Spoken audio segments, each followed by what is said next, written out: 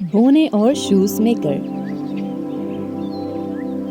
एक दफ़ा का जिक्र है कि एक शूज़ मेकर और उसकी बीवी एक शहर में रहते थे।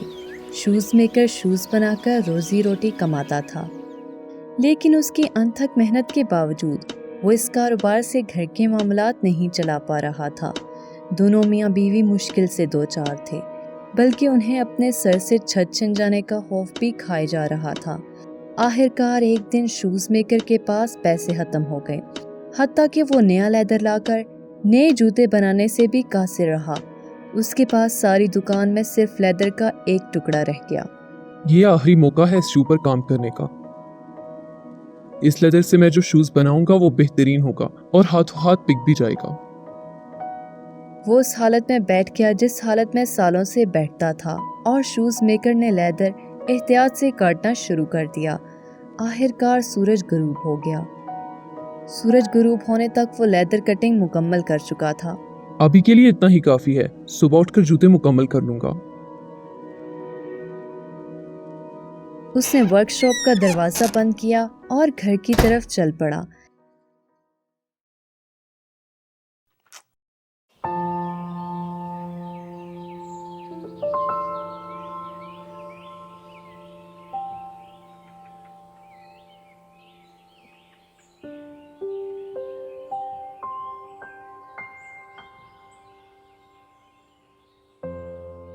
अगली सुबह वो तैयार हुआ।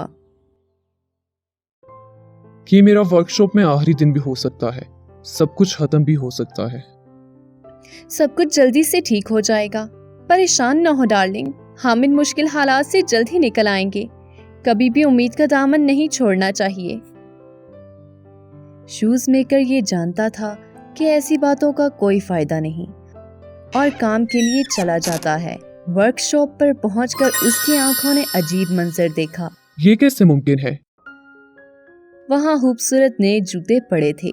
इतने में ग्राहक वर्कशॉप में दाखिल हुआ और उसे शूज देखते ही बहुत पसंद आ गए। उसने शूज मेकर से वो जूते अच्छे दामों खरीद लिए। आज उसके चेहरे पर अलग सी मुस्कुराहट थी। दिन के इख्तिताम पर वो लेदर और नामुकम्मल शूज वर्कशॉप में ही छोड़ आया।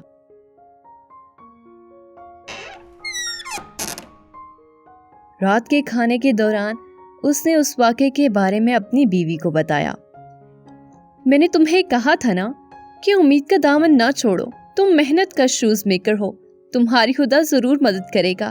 देर ही से सही, हमें वो जरूर मिलेगा जिसके हम मुस्तहिक हैं। अगली सुबह जब वो दुकान में आया तो एक दफा फिर नए जूते देखकर हैरान और परेशान रह गया। बहुत सारे खूबसूरत जूते टेबल पर पड़े थे। ये मौजज़ा है। पिछले कुछ सालों से गुर्बत ने मुझे जकड़ रखा था। मेरा जीना मुश्किल हो गया था, यहाँ तक कि मेरे सर से छत छीनने का खतरा भी लाहक हो गया था। मुझे लगता है शायद कोई मेरी मदद करने की कोशिश कर रहा है।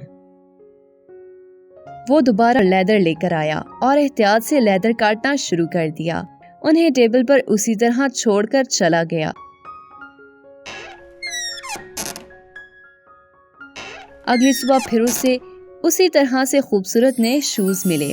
वहाँ नई सैंडल्स, बूट्स और शूज मौजूद थे जो कि मुख्तलिफ रंगों में बहुत खूबसूरत लग रहे थे। वाह, क्या जबरदस्त शूज हैं।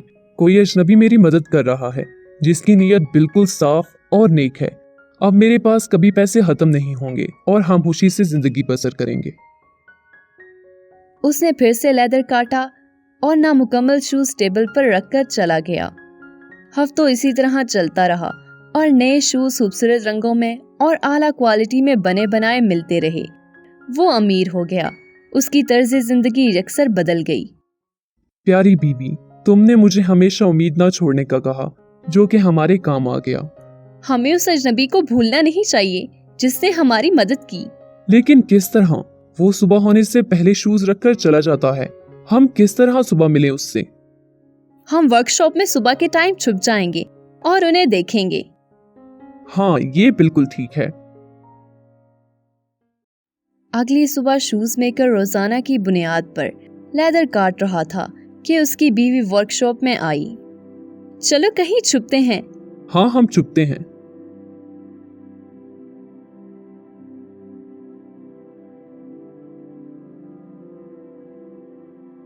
वो टेबल के पीछे छुप गए और उस अजनबी का इंतजार करने लग गए जो उनकी मदद के लिए आता था। आधी रात को शूज मेकर और उसकी बीवी ने खूबसूरत आवाज सुनी और ये देखकर हैरान रह गए कि दो बौने टेबल पर आकर खुशी से झूमने और डांस करने लग गए।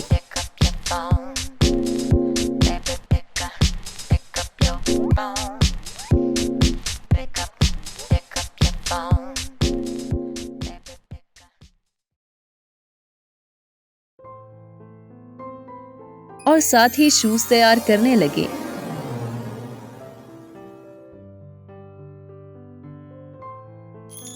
और शूज बनाकर गायब हो गए।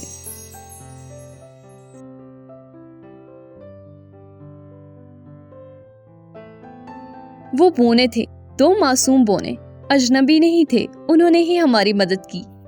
हमें उनका शुक्रिया अदा करना चाहिए। हाँ, इनकी ही वजह से हम अमीर हुए और हमारी हालत भी बदली। लेकिन कैसे? उन्होंने बहुत पुराने कपड़े पहने थे। हमें उन्हें नए कपड़े देने चाहिए। हाँ, जबरदस्त आइडिया है। दोनों मियाँ बीवी ने वर्कशॉप में टेबल के पास दो जोड़े नए कपड़ों के रख दिए।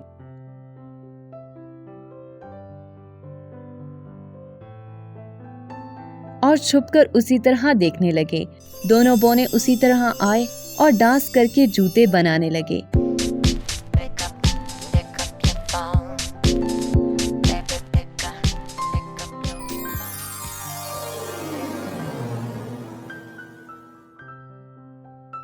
लेकिन इस दफा नए कपड़ों को देखकर वो और भी खुश हो गए।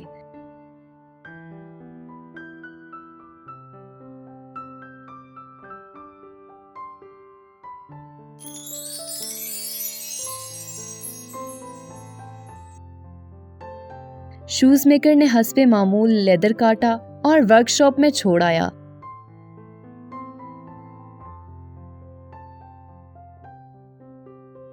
लेकिन इस दफा उसे नए जूते बने बनाए ना मिले। अब नए शूज नहीं मिलेंगे। बस जितनी मदद उन्होंने कर दी काफी है। हाँ, अब हमें अपनी मदद आप करनी होगी। इन बुरे हालात में मुझे लोगों की असलियत का भी अंदाजा हो गया।